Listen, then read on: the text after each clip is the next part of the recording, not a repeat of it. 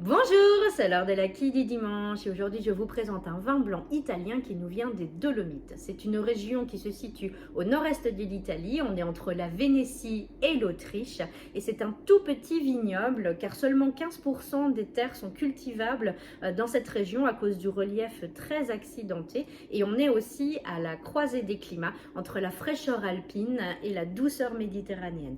Du coup, les vins des Dolomites font vraiment l'objet d'un véritable culte car beaucoup de domaines et de cuvées sont produites de façon assez confidentielle.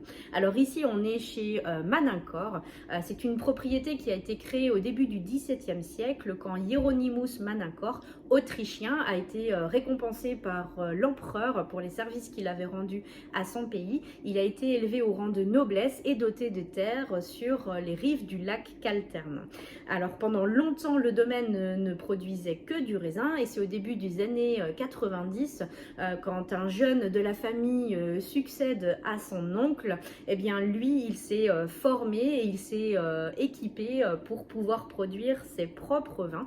Au début des années 2000, il a d'ailleurs construit une superbe cave moitié enterrée sous les vignes, une cave sur 3 niveaux où tout va se passer par gravité pour ne pas brusquer les vins et tout faire le plus naturellement possible.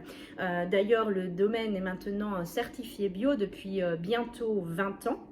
Et donc les vins sont vinifiés avec les levures indigènes et tout est fait selon le calendrier lunaire pour vraiment respecter les rythmes naturels des vins. Alors ici on est sur la cuvée la Manina qui veut dire les petites mains, qui fait référence à la nouvelle génération au domaine, et on est sur un assemblage de Pinot Blanc pour quasiment la moitié avec du Chardonnay et un petit peu de Sauvignon. On est sur un style frais, vif, vibrant, sur un vin avec une grande facilité à boire.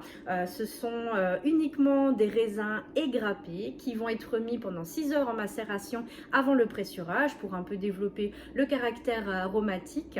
Et puis après, on est sur une fermentation qui va se passer en partie en cuve inox, en partie en fût de chêne pour ne pas trop quand même marquer le vin. Je lui ramener un petit peu de corps. On est sur quelque chose vraiment de très très frais qui va vous accompagner dès l'apéritif et vous pourrez vous faire plaisir également sur des salades, des poissons grillés, pourquoi pas sur des fromages à pâte molle. Il est vraiment très passe-partout et surtout très agréable. Je vous invite à venir l'essayer, il est bien sûr disponible en boutique. La boutique est ouverte ce matin jusqu'à 12h30 comme d'habitude. Je vous souhaite une très belle journée et je vous dis à bientôt.